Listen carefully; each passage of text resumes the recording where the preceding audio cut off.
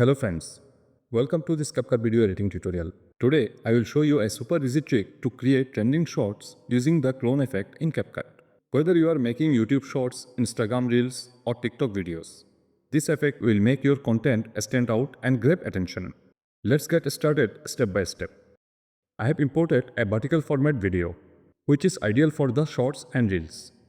If your video is not vertical, you need to resize it to fit the format.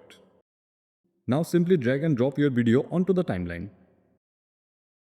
Add the same video again and place it above the first one in the timeline.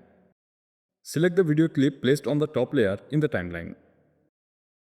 Go to the Remove Background section and turn on Auto Removal. It may take a few seconds to process. Auto Removal automatically takes out the background from the video, making it perfect for creative effects.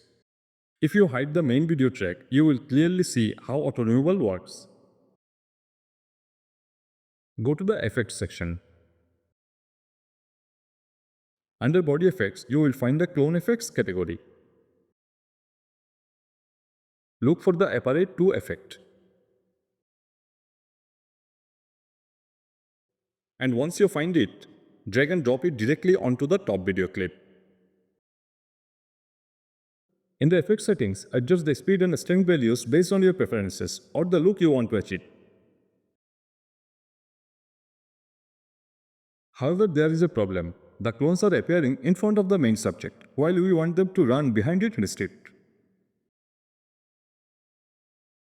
To fix this issue, add the same video clip again to the top video track. Then remove the background from this clip, just like you did before.